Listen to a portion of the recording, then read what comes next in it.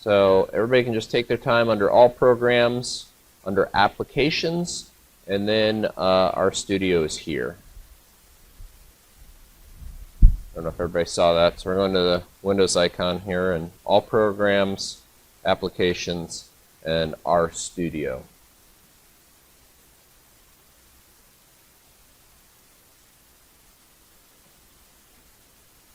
Okay. So just for a brief way of introductions, while people are working on this, Leanne Haig is sneaking out of the room, but Leanne has been the coordinator for everything. She's done a lot of work on this. And then Patricia Klein, who's a professor in horticulture, associate professor in horticulture, soon to be professor in horticulture, is sitting right here. And she also has put together a lot of this workshop. So they're going to be able to move around and answer questions for people and give help. Okay, so everybody just try and get our studio open, and we'll give people 3 or 4 minutes for that, and we'll go from there.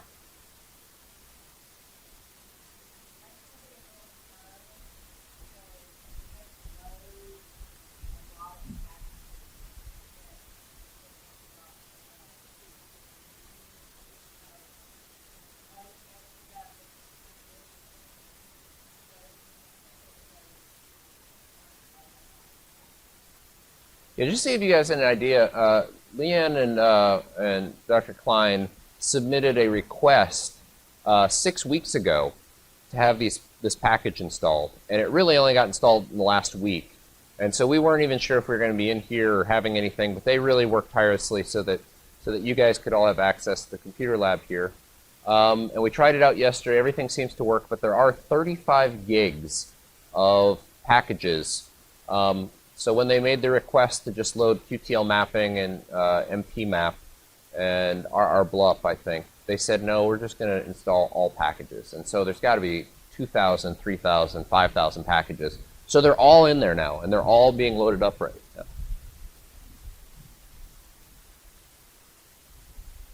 So is everybody able to find our studio and log in the computer so far? No?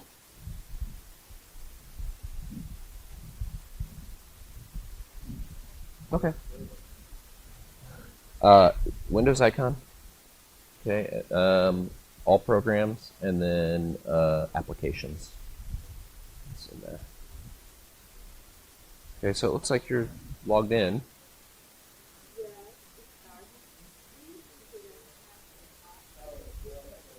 Really?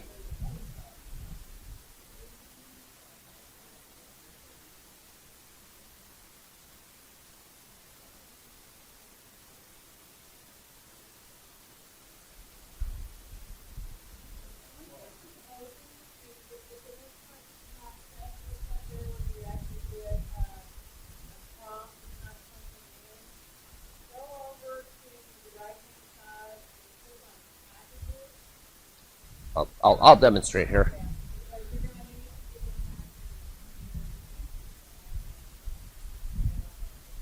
So this is another thing that takes a few minutes to load. So you're just going to click on this packages tool right here, and it's going to load for another minute or two. There actually is a computer without our studio on it. Yeah, this one right here. I don't know how that could happen either. I did. Nothing.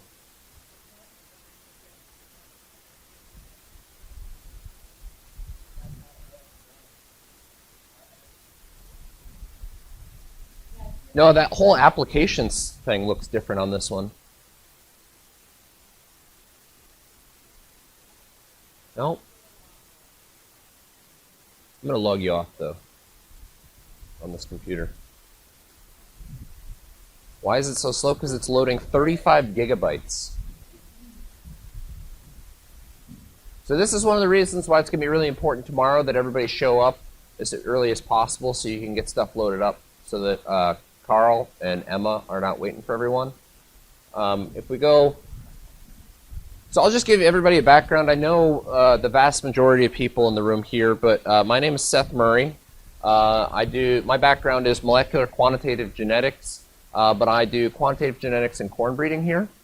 And I teach a graduate level class in molecular quantitative genetics and plant breeding, where we cover things like the introductory topics like recombination and genetic diversity, and then move that into QTL mapping, association mapping, talk a little bit about genomic selection, and some other associated approaches.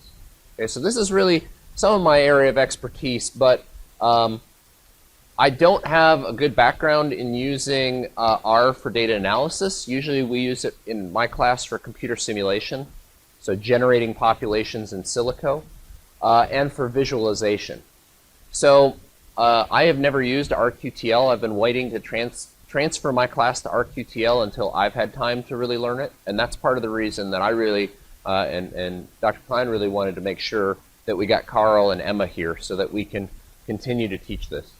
I'll also point out that for the vast majority of people, I think there were 18 professors who submitted, whose students or the professors themselves applied for this workshop. And because we had a cap on the number of people, what we decided is we were going to keep everybody at 1 or 2 people per program, with the idea that then you can go back to your lab and help train other people if needed. Okay? So there was some reasons, and you can see we're going to be a little tight on space here. There's a few people who are occupied with other things during this first session. Is anybody having problems loading up our studio right now?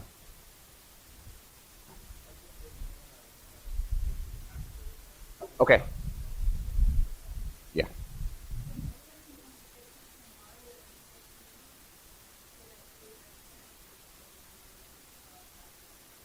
So this package tab right here, once our studio is open, you got to click on this, and so they're all in here. Yeah, just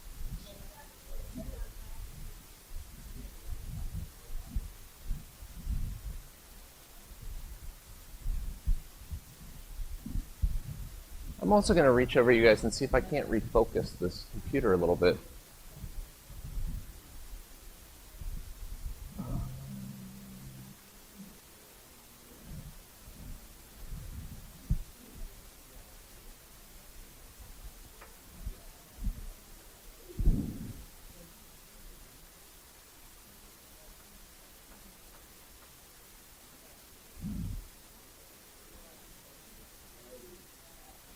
Zoom, where is focus? Since I can't see it, can you tell me when it looks better here? Let me know when to...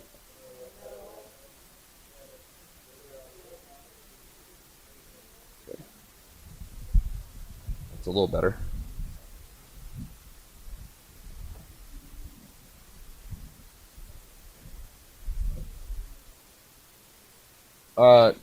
You know what I always like to do first before restarting, since it's going to take so long to load, is Control-Alt-Delete.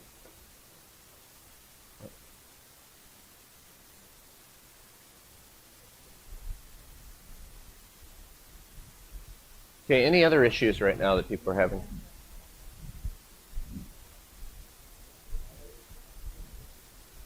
It's loading.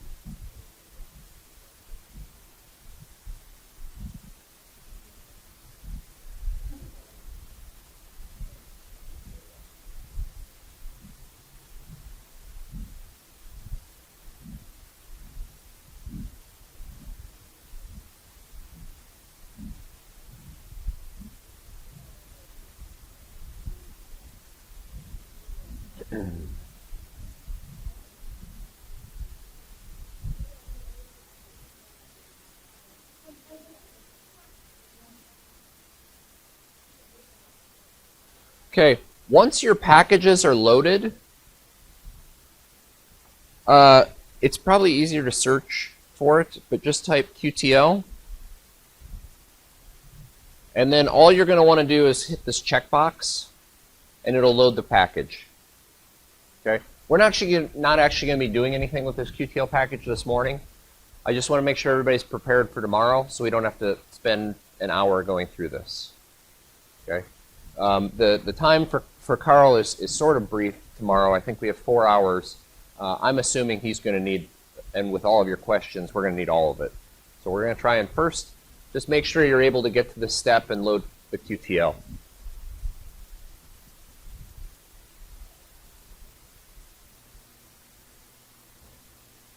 Where did Mandy go? I saw Mandy sneak in. She sneaked in and then snuck out.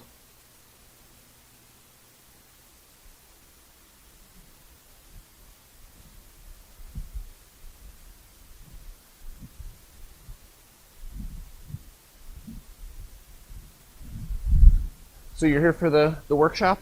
Okay. So once you're able to log in to the computer, we're going to open up RStudio. And I'll walk you through how to do that once you get your login.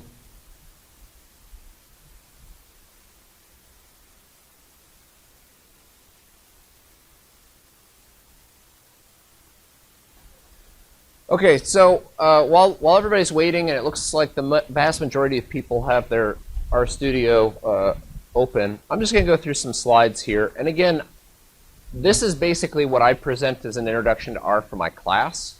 But it's going to give everybody a little opportunity to either get a refresher or to learn for the first time. Hopefully everybody here has at least experienced R a little bit. That was one of the things we asked. But I'm guessing everybody is at very different levels.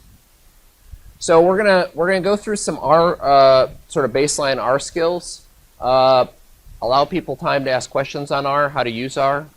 And then I'm going to go through just a few slides, a very few slides, just to make sure everybody's on the same page for QTL mapping.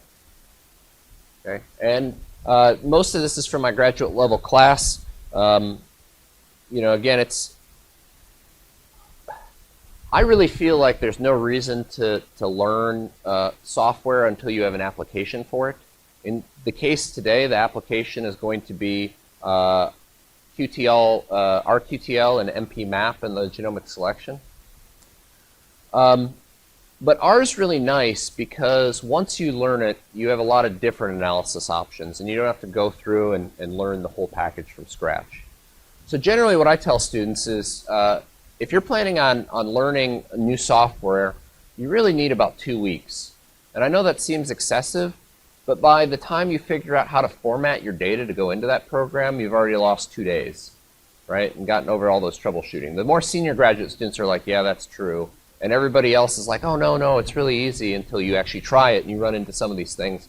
You go, how did 2 weeks get away from me before you actually got your analysis started?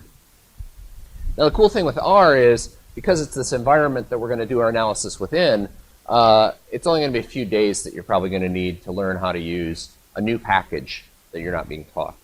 And hopefully what we're going to do today is just cover enough R so that when Carl comes and Emma come and the genomic selection folks come, you're going to have enough of a background that the learning curve will not be quite so steep.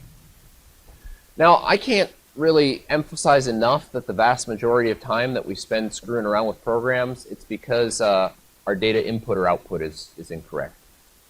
And so a little bit of troubleshooting to make sure that your data is all there, that it makes sense, that you don't have illegal characters. Everybody had experience with illegal characters? Underscores, slashes, hashtags, ampersands, and then too long of names. All those are usually problems. They're generally not that big of a problem for R. So now that you've probably got this logged in, let me show you the application for RStudio is under All Programs here, Applications, and then RStudio. And so it's going to take a few minutes to load. Once it loads, you're going to click on this Package tab, and everybody's going to get that loaded up. Then we'll search for QTL and hit the checkbox.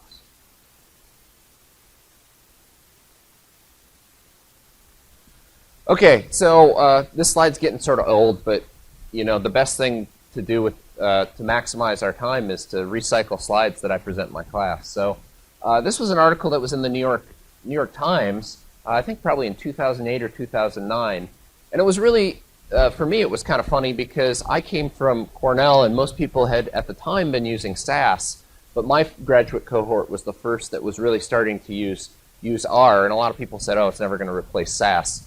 But in large part it has for many of us. And so it really is something, I'm assuming this is known to a lot of you, it's something that if you're coming out of graduate school, it's a tool you're probably going to be expected to know. So some real nice advantages of it is that it's free. Became first available in 1996 based off of the S software, which was actually a software that you had to pay for. And in 2009, when I made this slide, there were about 1,700 different packages, and we'll go over what a package is here in a few minutes. But now I think we're in the 4,000 or 5,000 range. Now there is a little bit of a drawback, which is R is freely available, generally open source software, and if you compare that to something like SAS, which had, in 2009 at least, $2 billion a year in annual revenue, you can see where the economics is to support development. Right? So a lot of people who build R packages are academics who do it as part of their research, or just people who believe in open source software. The problem with that is it's more likely that there's going to be something that's unvalidated. If you just accept a package over the internet that somebody had developed, or one of the R-based packages, there's really no clear validation process to make sure that all the code is correct and things are being calculated correctly. Okay, so it is a little buyer beware when it comes to these R packages. Has anybody used Jump before? Okay, a few people. So Jump is a SAS package. It's a SAS package with a nice graphical user interface, or GUI. Personally, I've switched from, I don't use SAS at all anymore. I use Jump for data analysis, for basic plant breeding data analysis, ANOVAs, variance component estimation, and I use R for just about everything else. So that's my personal use. So again, I don't need to really sell R to this group, but I feel like I should always sort of encourage people some of the benefits here. On the big data analytics side of things, our experts are generally some of the highest paid right now. Has anybody ever heard of Hadoop? Like 2 people. Okay. So a lot of these things, Pig, Omni, Giraffe, Cassandra, I've never heard of any of these. These are all big data, either databases, ways to query databases, other types of things for data analytics. And I think that's what a lot of the R analysis is going to, is to be able to analyze and deal with what we call big data, huge, enormous data sets. We already have them for genomics, as most of you know who are here. We're increasingly going to be collecting them in the phenomics world. So how are you going to parse through all that data? It's more than you can even open in an Excel spreadsheet. The biggest data set we have in our group with Dr. Klein and Stephen and former student Adam Mahan is 1,200 or 1,400 individuals by 107,000 markers. And even on my nice desktop computer, it still takes about 30 minutes to open sometimes, especially if I'm surfing the web on another browser. But if I can open it in R, I can open it much quicker and be able to manipulate the data much quicker and make changes to it. So I think increasingly people are seeing R as a way to deal with big data like we would in Excel in the past. Yeah, the most used tool other than SQL, which is a query language for databases, is R. Okay, especially for people in a data role, but also for people who are in a non-data role. And then this was another thing that I just sort of looking around at, other justifications for using R. It's data scientists is one of the fastest, growing areas in genomics and in Silicon Valley as well. Has everybody got RStudio open, the QTL package loaded? Any problems so far? You got It's working on it. Okay, still thinking. So we're not going to go through an extensive tutorial. Again, my belief is that the only reason to learn software is if you have an application for it. And we're going to learn in RQTL tomorrow. There's really not too much background specific to RQTL other than just understanding R. So we're going to just run through some really basic stuff in R. But if you do have other questions, if ever you type in R into Google and it doesn't give you what you want, I usually throw in the term CRAN, C-R-A-N, and that usually helps pull out things specific to R. And then there really isn't a manual for R, because it's open source and open architecture software. Each package will have a manual, but there are some tutorials that various people have made. Here's 2 that are nice. And our own stat department here at Texas A&M has some really nice video tutorials and they teach a number of classes with R at an introductory level. So if you want to try and get some of the fundamentals down, that's another good place to look at. And I'm sorry, a lot of these are just really general from my class, but you know, the thing I love about R too is the graphs that I can make in them. These are some things that users have submitted to the R graph gallery. This is 3 or 4 years old. There's much nicer graphs. This one, sort of a classic Edward Tufte type of figure, is really nice, where you have the mean and the 95 percentiles, and then the distribution at each of these points. You know, you can't really make something like that in a software that already has all of its graphic functions built. But R is really an open architecture platform that you can build whatever you want. Heat map, they even use it to draw maps, topographical maps. Okay, so there's a lot of different options for developing graphs. So some of the ones I've developed back when I was a grad student or lowly assistant professor and had a little more free time, just to give you some examples, we can download all the counties in Texas, a map for that, and you can assign whatever type of data and color it in however you want. So this is a really nice one that I've used to look at acreage of corn or aflatoxin in corn. I developed some code to plot recombination. Okay, and Carl's got something built in like this in QTL, RQTL. Scatter plots take, you know, a minute for enormous data sets, things that Excel can't plot. Comparative histograms, about 30 minutes, and then made a QTL graphing figure when you have more traits to show that'll really nicely align things for you. Okay. So that's just some of the things that you can do. All those things take time to learn. Questions so far? Everybody's got everything up, running? And if anyone has anything to contribute as we go through this little brief tutorial, please do. We all learn different shortcuts and tips and tricks that'll make this a little less painful. So for those of you who aren't familiar with R, and again, we're assuming everybody here has an R background, the thing that's a little difficult for people is that it's command line. It's not point and click, which a lot of us have been raised on. So the prompt is this less than, greater than symbol. And so that means you can actually start entering in the functions or the variables that you want to do. If you see a plus sign on the side, that means you haven't finished your current operation. And this is a big source of error for people because they try and type in their next command, but they haven't closed their previous command with either usually a parenthesis, curly bracket, or a quote sign. So if you leave one of those hanging, you'll continue to get this plus sign. And until you close that, you can't do anything. Everyone here should know that R is case sensitive.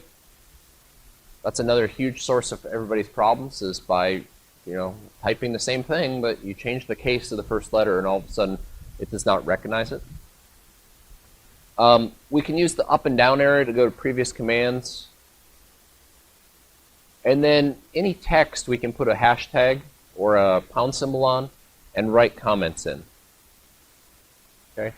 And then everything's going to be saved into the R memory until you close R. Once you close R, it's all lost, but there are ways of recovering it or saving it. And then I think with RStudio, which my first time using RStudio was last night preparing for this tutorial. So I think in RStudio there is a way to automatically save it. So what I'd like to do is just go through some real basic concepts. So we'll start out by crawling, and then we'll probably just jog, and then we'll be in a full-out sprint without walking in between. So some real basic stuff here. So we can use, so everyone has RStudio open now, I'm assuming.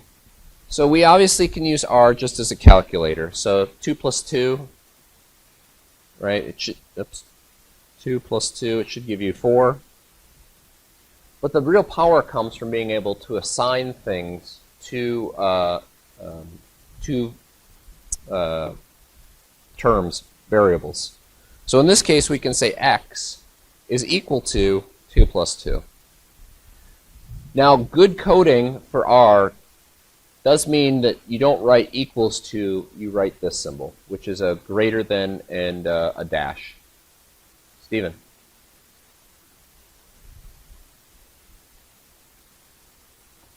Oh.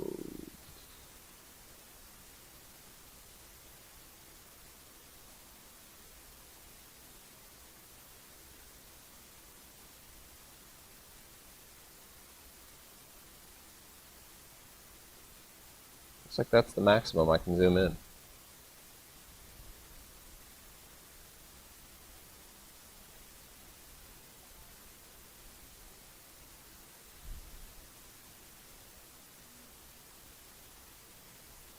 Sorghum guys will probably be asleep, but everybody else will be. Can people see that in the back? Not very well, but you can see it. Okay.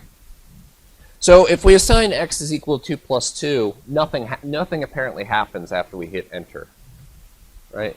But now what we've done is we've given this variable x. Now, oh, this might be a little funky thing of RStudio. Should be when we type x then after. Oh, there we go.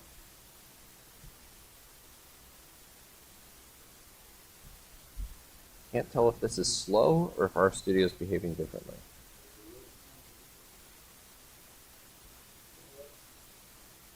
Maybe zooming seems to.